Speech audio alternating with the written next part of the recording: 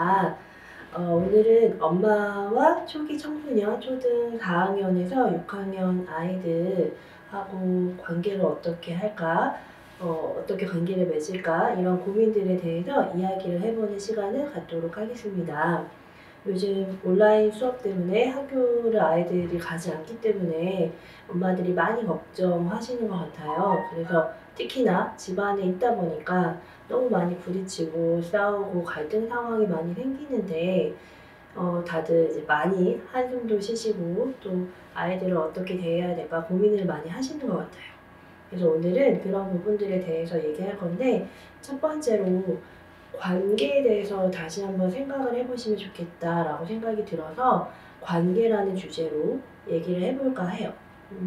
이제 초등학교 4학년 정도 되면 저희가 보통 사춘기가 시작이 되었다 이렇게 얘기를 하죠.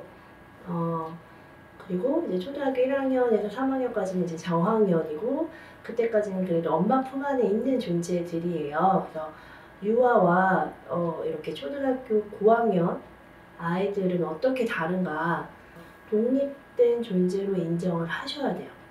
아직은 내 눈에 차진 않죠. 아직 스스로 할 줄 아는 것도 잘 없고 깨워야 아침에 일어나고 이런 부분들이 엄마들 눈에는 아직은 밖에 내놓기 힘든 독립된 존재로 인정하기 힘들게 하는데 이제는 독립된 존재로 인정을 해주셔야 돼요. 그게 유아와 청소년의 관계에서의 가장 큰 차이점이라고 생각하시면 되거든요.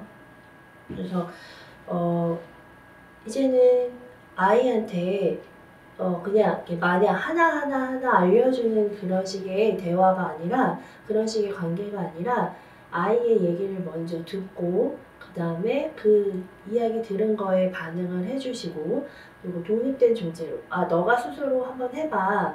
너가 할 수 있어. 아니면 너가 계획을 세워서 해봐. 이렇게 아이한테 자꾸 권한을 주셔야 돼요. 권한과 책임감을 주시는 게 이제 초기 청소년 아이들이 연습을 해야 되는 시기가 되는 거거든요. 온라인 학습을 하다 보니까 집에서 밥 먹는 시간이 되게 많아요.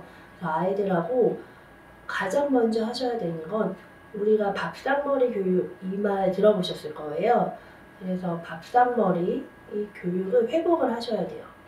그래서 매번 아이하고 시간 내기 되게 힘들거든요. 이 아이하고 하루에 10분이라도 내가 이야기를 해야지, 아이의 이야기를 들어줘야지, 이건 되게 힘든데 밥 먹는 시간을 활용하시는 거예요. 그래서 그때 밥 먹는 시간을 활용하시는데 밥상머리 교육이니까 무언가를 가르치려고 하세요. 무언가를 가르치는 시간이 아니라 그냥 오늘 하루 무슨 일이 있었니 해서 들어보는 시간을 갖는 거예요. 너는 이걸 좋아하는구나. 어떤 친구랑 노는구나. 무슨 게임을 하는구나. 아마 듣다 보면 조금 우라가 치민다고 해야 되나? 화가 나는 순간들이 있을 거예요. 너 또 게임했어. 그 친구랑 놀면 안 되는데. 뭐 이런 순간들이 있을 텐데 그런 것들을 좀 참으시고 밥상머리에서는 아이의 이야기를 들어주시는 거예요. 그래서 아이를 파악하셔야 돼요. 이 아이가 요즘 무엇에 관심이 있고 무엇을 힘들어하고 또 이런 것들을 관심받고 싶어 하는구나. 이런 것들을 관심사들을 공유하는 시간을 가지셔야 돼요. 그걸 바탕으로 내 아이한테 그것들에 대해서 같이 이야기해보는 시간들을 가지시는 거예요. 그래서 처음 한 두 달까지 가질 필요는 없고 한 달 정도 그냥 뭐 코멘트 달지 마시고요. 계속 얘기하시는 거예요. 그래서 밥을 먹으면서 하루에 한 끼라도 일주일에 두세 번이라도 밥상머리에서 같이 밥을 먹으면서 이야기하시는 거예요. 그냥 처음에 아이가 이야기하기 싫어할 수 있어요. 그냥 집에 있었어요. 온라인 학습했어요. 그냥 그저 그랬어요. 이렇게 얘기할 수 있거든요. 그러면 엄마 이야기를 해주시는 거예요. 오늘 엄마는 뭐 이랬어, 저랬어, 같이 집에 계셨다면 엄마가 아까 집안일 하다가 화냈었잖아. 이게 안 되더라고. 그래서 너무 짜증이 나더라고. 이렇게 얘기해 주시거나 혹은 엄마가 오늘 회사에 갔는데 이런 일이 있었어. 엄마 정말 힘들었다니까. 뭐 이렇게 이런 이야기 하루의 일과들을 아이한테 얘기해 주시는 거예요. 그래서 거기에 하루 일과와 엄마의 감정도 얘기해주고 혹은 또 어떤 일이 일어났을 때 대처를 어떻게 했는지 이런 이야기들을 밥상머리에서 해주시는 거예요.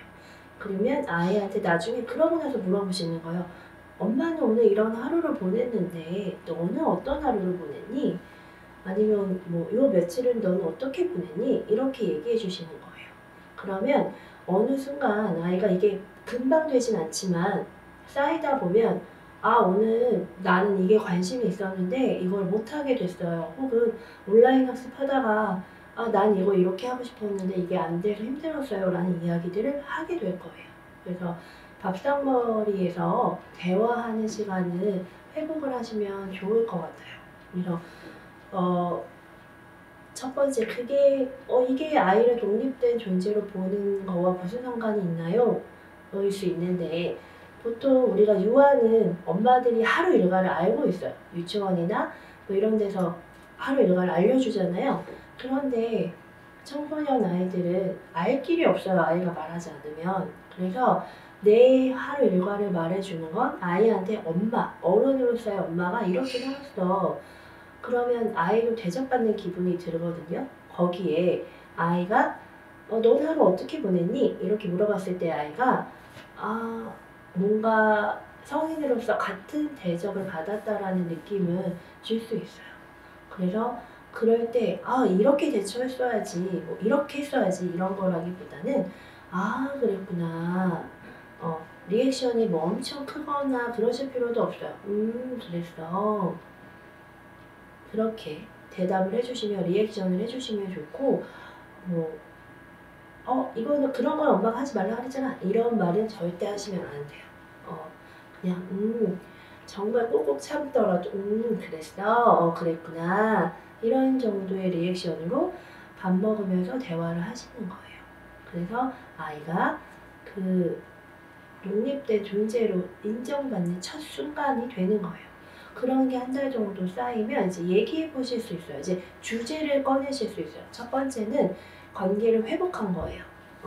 우리 엄마가 내 이야기에 관심이 있구나, 귀담아 듣고 있구나 이걸 하신 다음에 두 번째는 한 달 정도 지나서 아이하고 이제 어느 정도 하루 일과를 얘기하는 게 서로 어색하지 않으면 주제로 넘어가시면 돼요.